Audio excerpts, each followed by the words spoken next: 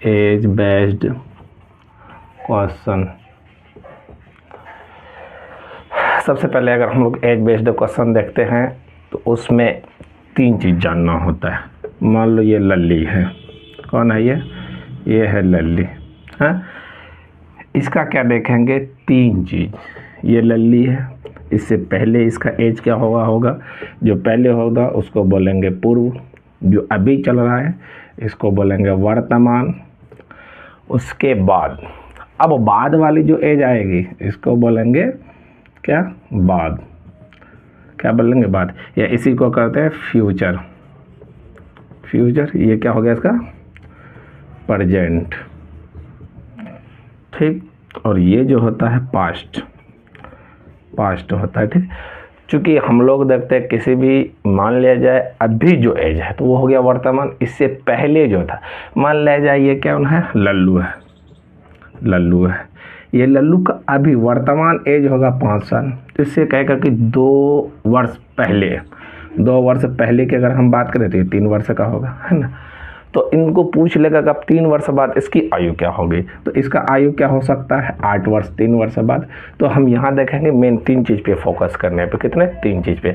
पहला तो हम वर्तमान आयु लेके चलेंगे, उसके बाद क्या होगा, उससे पहले क्या होगा कि बिफोर आयु, यानी पहले हो। इसमें 3 ही चीज़ पूछ सकता है, किसी भी चीज़ का वर्तमान आयु, या फिर क्या पहले की, या फिर बाद की। ये 3 ही चीज़ इनमें से पूछ सकता है।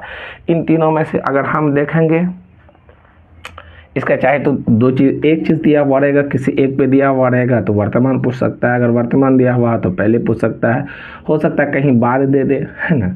तो अगर याद रखना, बाद वाली जब बात करेंगे, बाद यानी अभी जो है उसमें क्या करेंगे, प्लस करेंगे। अभी की आयु से बाद वाली आयु जो पूछेगा उसमें क्या करेंगे, प्लस करेंगे। वर्तमान तो चल रहा है, मान लिया जाए मेरा आयु कितना है, 20 साल, तो 4 वर्ष बाद पूछेगा तो वो 4 वर्षों को हम ऐड करेंगे। अगर वही पहले पूछ ले कि 5 वर्ष पहले क्या था, हम तो जान रहे मेरा अभी 20 है, तो 5 वर्ष पहले की अगर बात करें तो 5 माइनस करेंगे, यानी ये पास्ट में गिना जाएगा। किसमें, पास्ट में। प्रेजेंट की बात कर रही है, जब क्या बोला था, 4 वर्ष बाद, यानी 24 हो गया मेरा, तो बाद जब होगा उसमें क्या करेंगे, हम प्लस करेंगे। और इसी से बेस्ड अभी हम क्वेश्चन बनाएंगे। और हमको 3 लाइन, यहाँ तो क्वेश्चन माना कि मैथ में बहुत होगा, लेकिन जो हम लोग क्वेश्चन बनाएंगे मात्र वो 3 लाइन बेस्ड पे बनाएंगे। कितने पे, 3 पे ही।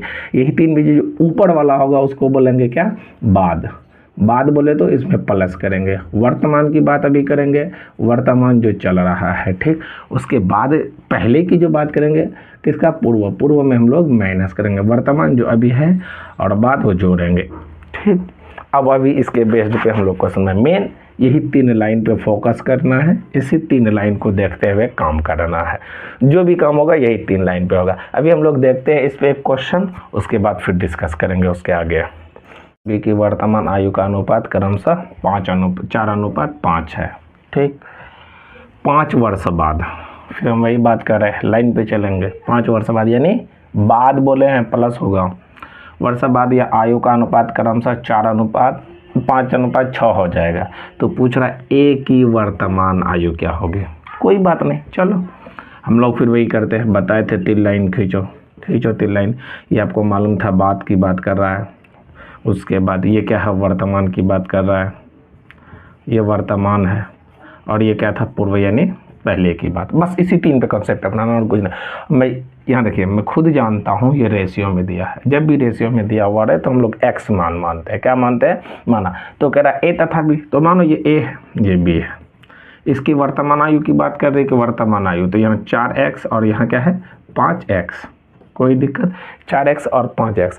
तो हम खुद जानते हैं कि यह कह रहा है 5 वर्ष बाद, तो बाद वाली बात हमेशा जोड़ते थे।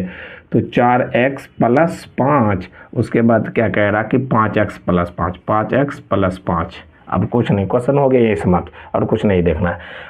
उसके लिए हो जाता है 5:4। तो डायरेक्ट लिख दो अकॉर्डिंग टू क्वेश्चन। क्वेश्चन क्या कह रहा था कि 4 वर्ष बाद ना, तो लिखो 4x + 5 बटे में 5x + 5, यही हो जाता है 5:6। कोई दिक्कत। अब इसको डायरेक्ट यहाँ करो, डायरेक्ट यहाँ करो।